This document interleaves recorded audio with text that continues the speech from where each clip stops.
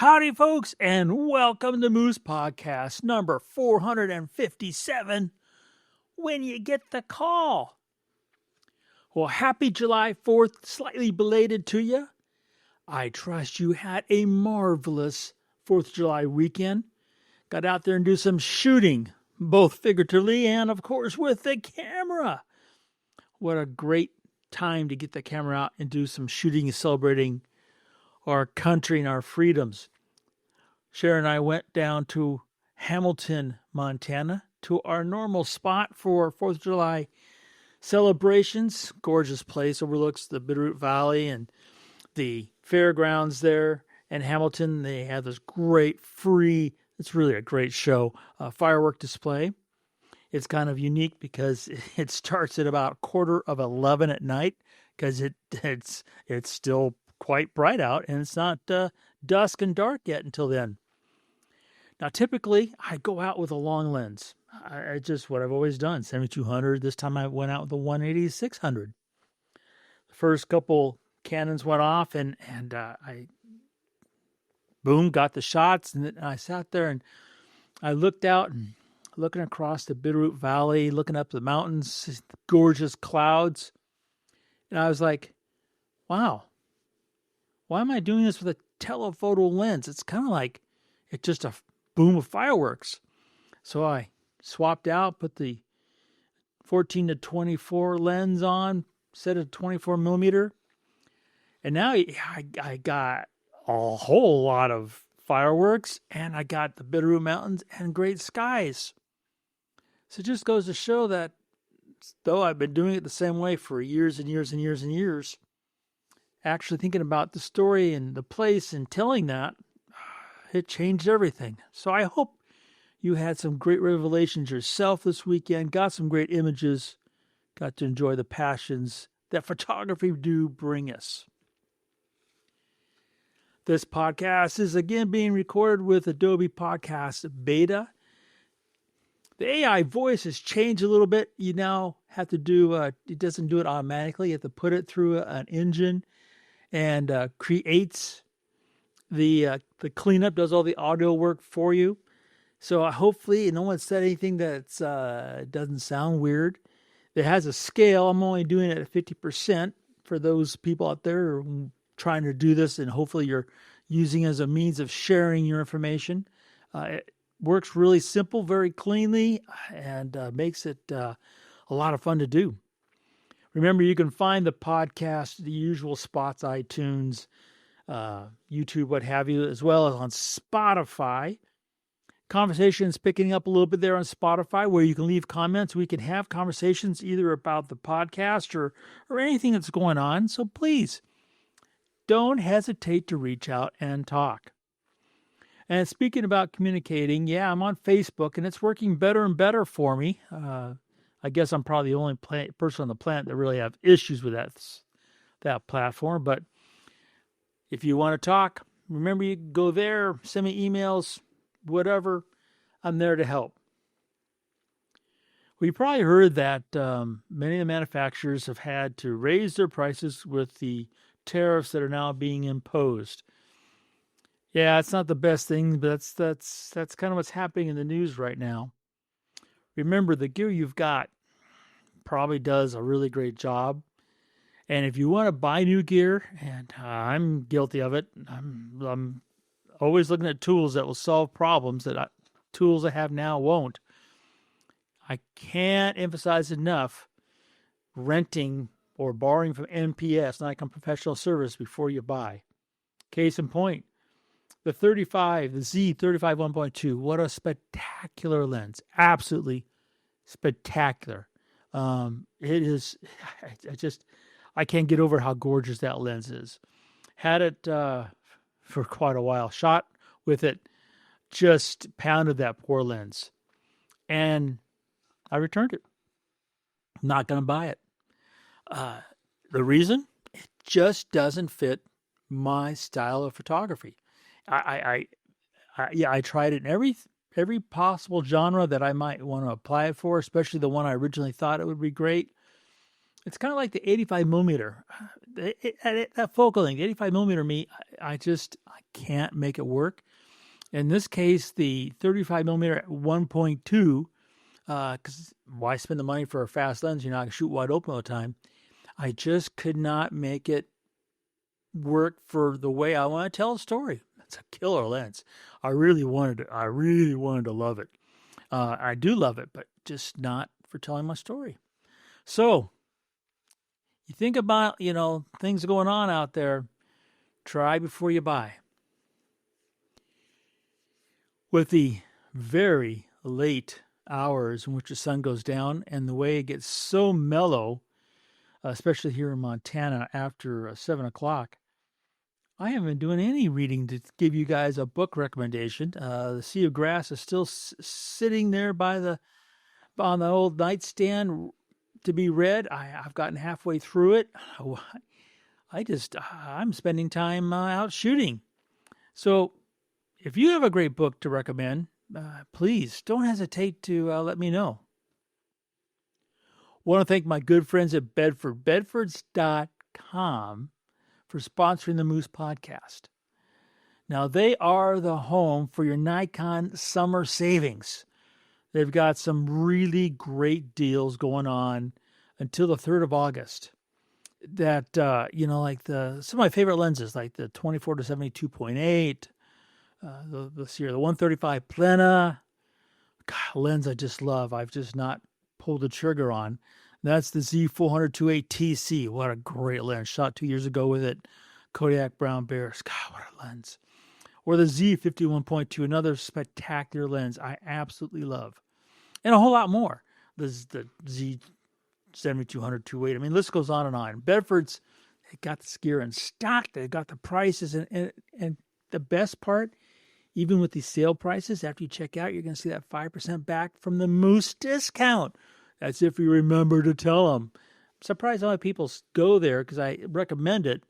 And I hear this, thank you for sending us there. They love the service. They have the stock. Great people. And I said, and you got your Moose discount, right? They go, and I go, call them up because they take care of you. That's Bedford's.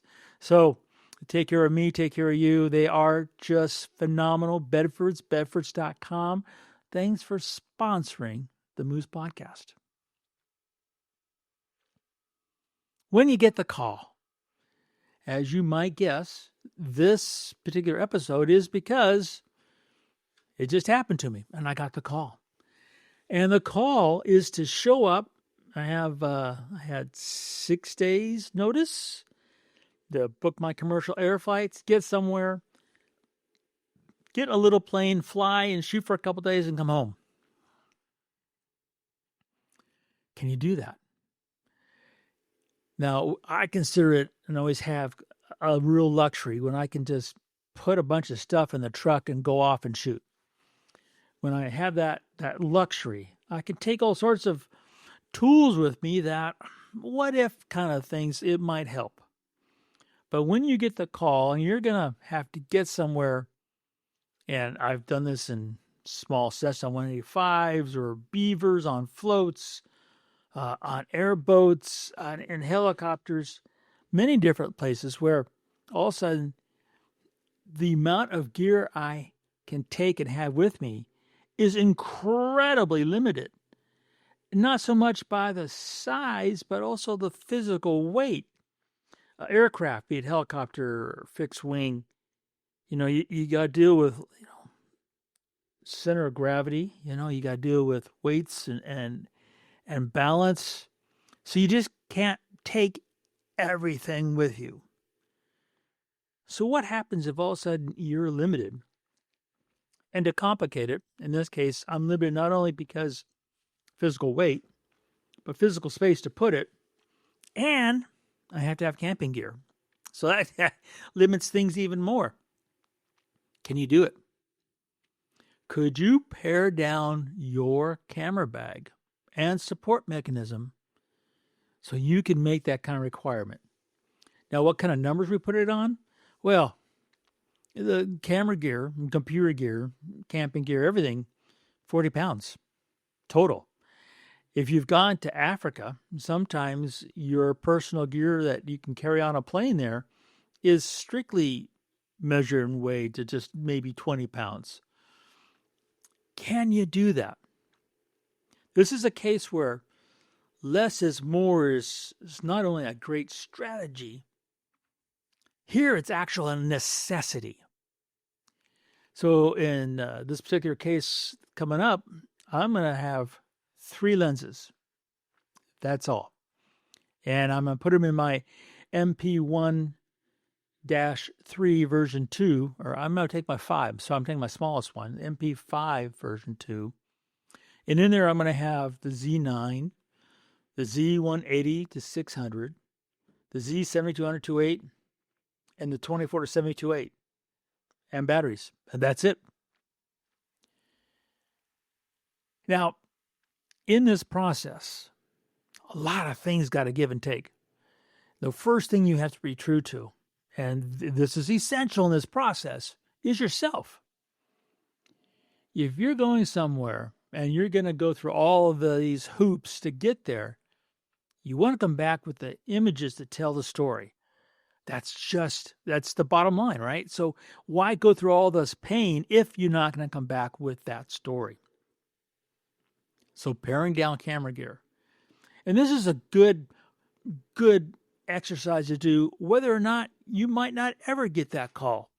I'm sure there's some folks saying, that's just not where I'm at. I understand that. But in that paring down your camera gear for that moment, it forces you to think about what tools you have, the jobs they're performing for you, and if the final construction of all these things make the image that you want to share. Because that's really what this is all about. So, for myself,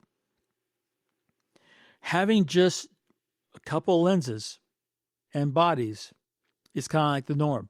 Another example, I'll be going off and doing Kodiak bears. The way the world's going, it's going to be like tomorrow, but it's a few months off still. So I have to go from a commercial overhead bin to the back cargo area of a Beaver. And Beavers are kind of like a station wagon. So they take a little bit more gear and weight than a Cessna. And then I have to pare it down even more to a flat bottom boat.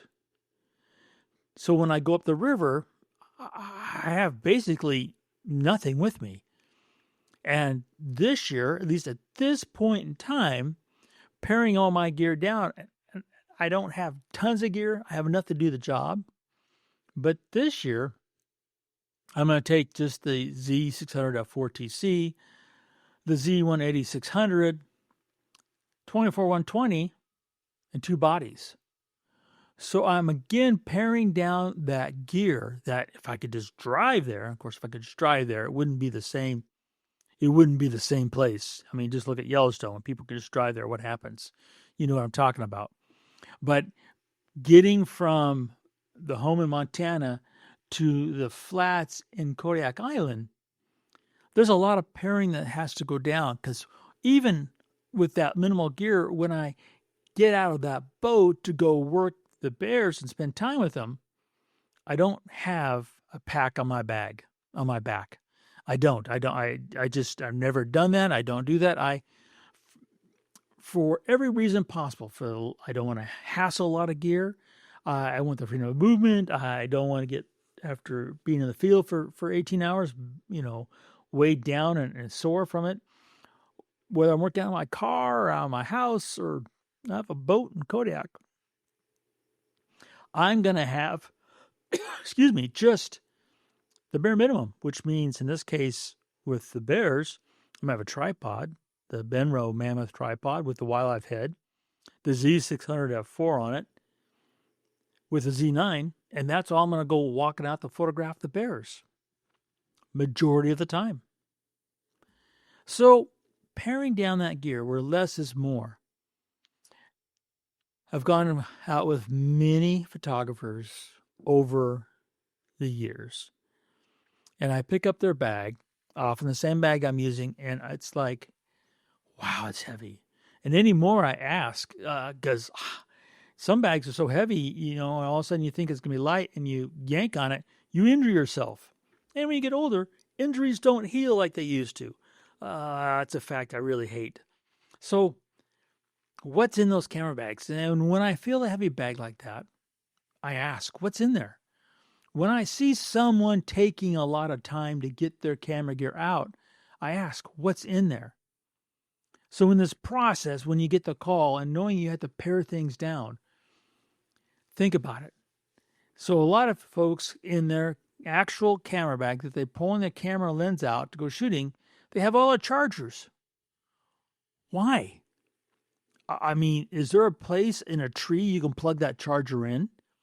Are your batteries in such bad condition they don't hold a charge for hours? I mean, why would you have all of that, for example, in your camera bag? So when you get the call and you have that limited space and time, think about it. What do you really need? Simple food for thought. I have my basic shoulder bag that has my digital darkroom in it and associated what I need to get by for being gone for a week or 10 days from the home. Like charging cables, iPad for entertainment when I'm flying, headphones when I'm flying, the notebook, the charger, the card reader, then all the other kind of stuff that we have. That all has to be, when you get the call, pared down to just the basics, which is the notebook, charger, card reader, the rest of the stuff, all that backup stuff. It's only for 3 or 4 days. It just gets left at home. I figure I can, deal with it. Camping gear, some of the things that you take. I mean, the list goes on and on and on. And going through this exercise, whether you think you'll never get the call or you will, is just a great way of looking at and take status of what you have collected, for lack of better terms, in the realm of camera gear. Talking to a person about this a couple weeks ago, and they had one heck of a lot of gear. And we kind of walked through the list, and I'm mentioning some of the duplicates and this, that, and the other. And they just love camera gear, so they've kind of like collected it, their term, over the years. So now they've actually sold some pieces. Now, the funny thing to me is they sold those pieces, and what did they do with the money they got from the pieces they sold? Yeah, they bought more camera gear, but they don't have as many, okay, and they paid for one, but that's just the idea, Have in your bag of confidence the tools you need to bring back the story, and you'll have the right gear, especially when you get the call. You folks have a marvelous week. Take great care of yourselves. You got any questions, any help, you know the avenues in which to find me. Share your photographs, and remember to make every click your story.